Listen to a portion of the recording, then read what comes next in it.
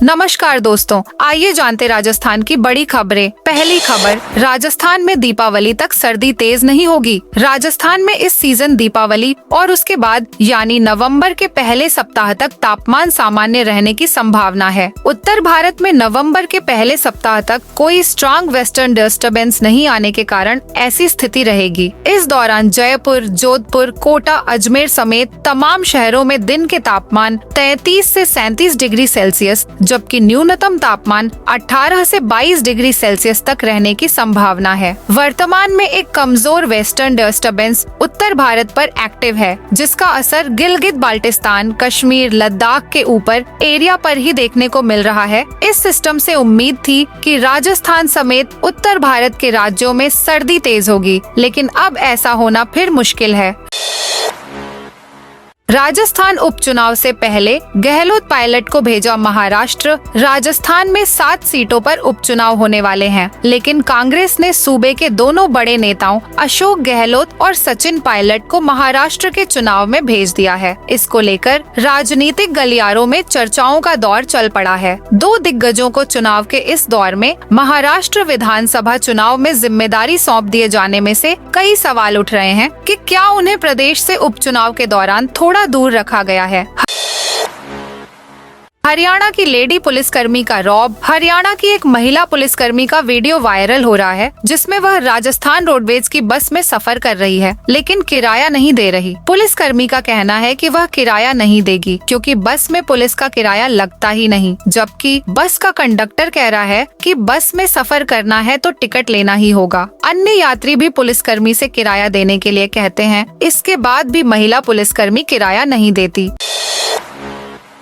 चित्तौड़गढ़ के ऐतिहासिक विजय स्तंभ को लेकर बड़ी खबर। विश्व विरासत में शुमार मेवाड़ के चित्तौड़गढ़ दुर्ग का पिछले 576 बरस से इतिहास बयां कर रहे विजय स्तंभ पर अनगिनत दरारें आ गई हैं। विरासत का अस्तित्व खतरे में है। इसका अनुमान इसी से लगाया जा सकता है कि 16 मार्च 2020 से इसमें पर्यटकों का प्रवेश बंद कर दिया है। मेवाड़ ही नहीं बल्कि यह देश की सांस्कृतिक धरोहर है। भारतीय पुरातत्व सर्वेक्षण विभाग की देखरेख में यहाँ वैज्ञानिकों की टीमें आई। विजय स्तंभ को सहेजने के लिए कई बार केमिकल वॉश समेत कई इंतजाम भी कराए गए। राजस्थान पुलिस की वर्दी पर वर्ष 1952 से विजय स्तंभ को प्रतीक चिन्ह के रूप में लगाया जा रहा है। इसका उद्देश्य राजस्थान की सांस्कृतिक धरोहर को बढ़ावा देना।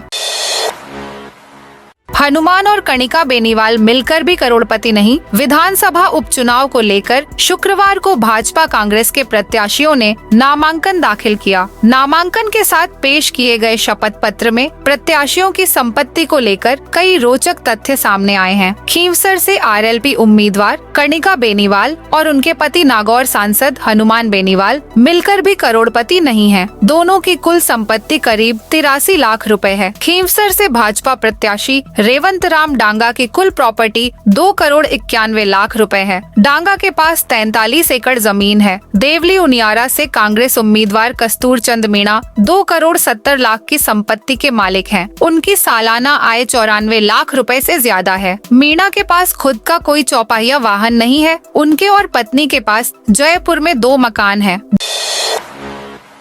जोधपुर जैसलमेर के बीच पहली बार चली इलेक्ट्रिक मालगाड़ी। हाल ही में जैसलमेर, जोधपुर व लालगढ़ फलोदी तक इलेक्ट्रिक नेटवर्क बढ़ाते हुए रेल लाइन को इलेक्ट्रिक कर लिया गया है, जिसके बाद जोधपुर जैसलमेर रेल लाइन पर पहले चरण के तहत जोधपुर से शैतान सिंह नगर तक इलेक्ट्रिक इंजन से मालगाड़ी का ट्रायल किया गया। सफल ट्रायल के बाद अब आगामी दिनों में सोनू थैया थामीरा स्टेशन तक का भी मालगाड़ी का ट्रायल किया जाएगा। इसके बाद इस रूट पर इलेक्ट्रिक इंजन से सवारियों से भरी ट्रेनों का भी संचालन किया जाएगा। शिव विधायक ने 70 डॉक्टर बुलाकर लगवाया कैंप। बाड़मेर जिले के शिव विधायक रविंद्र सिंह भाटी ने अपने स्तर पर विधानसभा शिव के नागरिकों के लिए फ्री फिजियोथेरेपी कैंप लगवाया। 2 दिन के कैंप के आखिरी दिन शनिवार को हरसाणी और शिव में शिविर लगा है। 70 डॉक्टरों की स्पेशल टीम बुजुर्गों और दर्द से पीड़ित मरीजों को राहत देने का प्रयास किया जा रहा है। भाटी की इस पहल की हर कोई सराहना कर रहे हैं। विधायक बिना सरकारी मदद के अपने क्षेत्र की जनता के हेल्थ को प्राथमिकता देते हुए इस स्तर का आयोजन कर रहे हैं।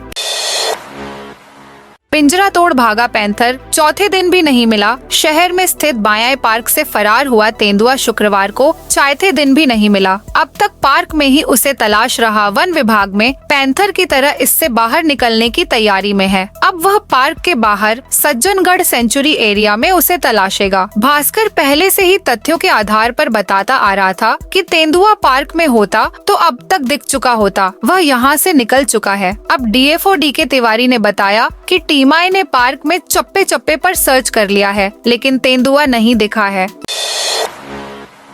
जयपुर में सस्ती बिजली का दिवाली गिफ्ट। दिवाली को लेकर बाजार सजकर तैयार हो गए हैं। कुछ बाजार सामूहिक सजावट से जगमग हो रहे हैं, जबकि परकोटे के साथ अन्य बाहरी बाजार 29 अक्टूबर को जगमग हो उठेंगे। वहीं जयपुर डिस्कॉम ने शुक्रवार को व्यापारियों को दिवाली सजावट में 25 किलोवाट से अधिक के अस्थायी बिजली कनेक्शन पर घरेलू श्रेणी की सामान्य दरों पर भुगतान करने की छूट दी है। रेगिस्तान में जुरासिक पार्क जैसा सेंटर जैसलमेर इन दिनों एक बार फिर पूरी दुनिया में चर्चा में है। यहाँ के वैज्ञानिकों ने आर्टिफिशियल इंसेमिनेशन यानी कृत्रिम गर्भाधान को दुनिया से गायब हो रहे गोडावण पर आजमाया। वो इसमें सफल रहे। इस तरह का प्रयोग करने वाला भारत दुनिया का पहला देश बन गया है। अबू धाबी से प्राइवेट पार्ट में 90 लाख का सोना छुपाकर लाया गोल्ड की कीमतों में उछाल के बाद अरब देशों से एक बार फिर गोल्ड तस्करी तेज हो गई है। जयपुर एयरपोर्ट पर अबू धाबी से पहुंचे पैसेंजर के रेक्टम से करीब 1 किलो वजन के गोल्ड के 3 टुकड़े निकाले गए। इनकी कीमत 90 लाख रुपए से ज्यादा। डॉक्टर्स ने 2 दिन में अलग अलग ऑपरेशन कर गोल्ड को रिकवर किया। दरअसल बुधवार को जयपुर एयरपोर्ट के कस्टम अधिकारियों को गोल्ड स्मगलिंग की जानकारी मिली थी। 8 बजे अबू धाबी से आई फ्लाइट के पैसेंजर की जांच में उन्हें ब्यावर के रहने वाले महेंद्र खान पर शक हुआ। एक्सरे स्कैन में उसकी बॉडी में गोल्ड के कैप्सूल होने की जानकारी मिली। इसके बाद आरोपी युवक को जयपुरिया हॉस्पिटल में एडमिट कराया गया। गोल्ड रिकवरी के ऑपरेशन के बाद आरोपी को गिरफ्तार कर लिया गया। राजस्थान में देशी पालक की धमाकेदार एंट्री। बाजार में देशी पालक की एंट्री तो गई है, लेकिन भाव 100 रुपए किलो तक है। वहीं मेथी भी 100 रुपए किलो के आसपास बिक रही है। हालांकि आने वाले दिनों में जैसे जैसे सर्दी बढ़ेगी तो सब्जियों के भावों में कमी आएगी, लेकिन अभी तो जेब पर असर हो रहा है। दिवाली सीजन में राजस्थान के प्रमुख व्यापारी की दुकान पर GST का छापा। दिवाली का त्योहार नजदीक है। इस बीच अजमेर के कचहरी रोड स्थित प्रमुख इलेक्ट्रॉनिक व्यापारी दीपक इलेक्ट्रॉनिक्स पर शुक्रवार को GST विभाग की टीम ने छापेमारी की। यह अभियान एडिशनल कमिश्नर रजनीकांत करवा के निर्देशन में ज्वाइंट कमिश्नर सर्वेश्वर राठौर के नेतृत्व में चला, जो दोपहर 3 बजे से रात 11 बजे तक जारी रहा। इस दौरान टीम ने दुकान से बिल बुक और स्टॉक में गड़बड़ियों के चलते सभी दस्तावेज जब्त कर लिए। अकाउंट से ज्यादा कैश घर में रखती बीजेपी की शांता। सलूम्बर उपचुनाव को लेकर नामांकन दाखिल होने के बाद 7 अभ्यर्थियों के कुल 12 नामांकन दाखिल हुए। इन प्रत्याशियों के नामांकन के साथ पेश किए गए शपथ पत्र में प्रत्याशियों की संपत्ति को लेकर कई रोचक तथ्य सामने आए हैं। इसमें भाजपा की शांता मीणा के पास गाड़ी नहीं है, तो कांग्रेस की रेशमा मीणा पर 25 लाख का कर्ज है, तो बाप पार्टी के जितेश कटारा के पास कैश 10,000 रुपए है।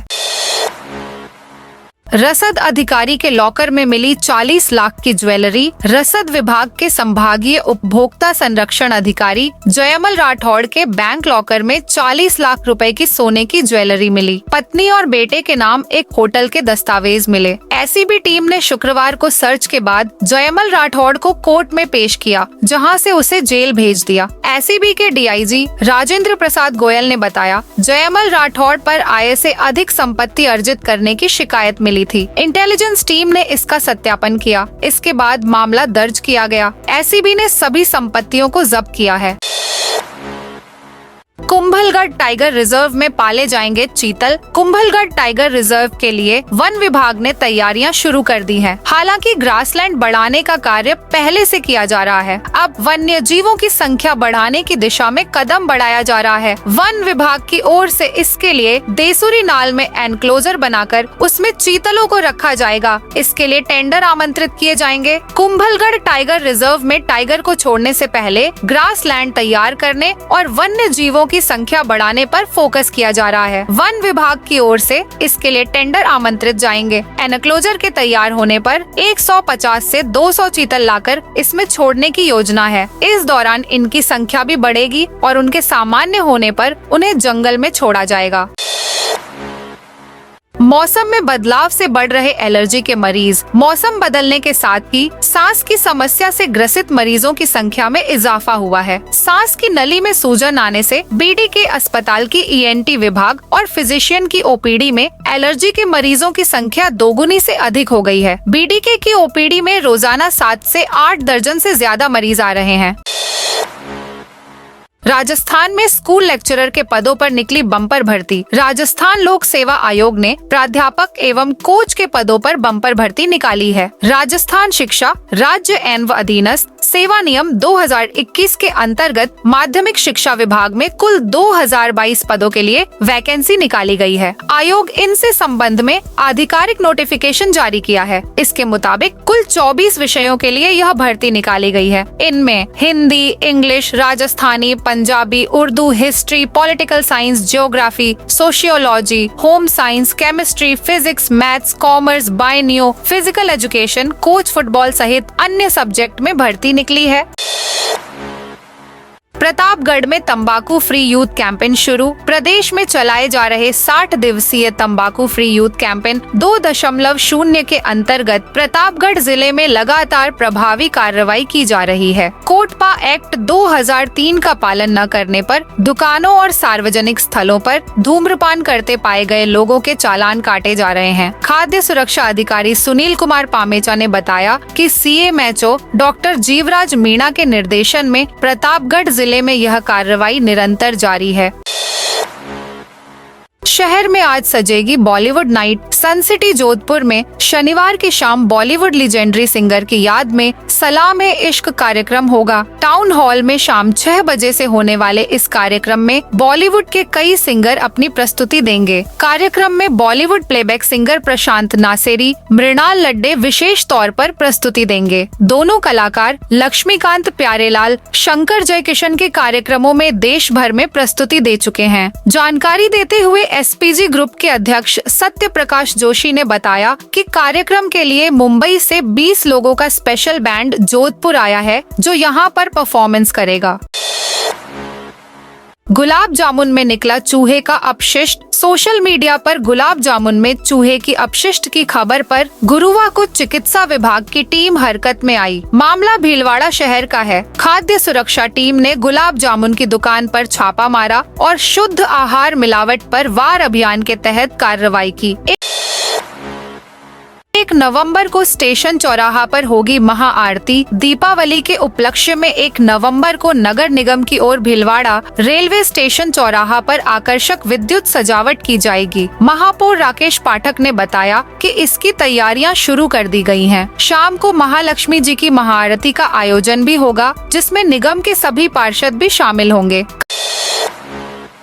कंगना ने एक्स पर शेयर की राजस्थान टूर की तस्वीरें। हिमाचल प्रदेश के मंडी से भाजपा सांसद और एक्ट्रेस कंगना रनौत ने राजस्थान टूर की तस्वीरें अपने एक्स अकाउंट से शेयर की हैं। उन्होंने लिखा है कि परिवार के साथ वे राजस्थान में छुट्टियां बिता रही हैं। राजस्थान वीरों की धरती है, यहाँ आकर हमेशा अच्छा लगता है।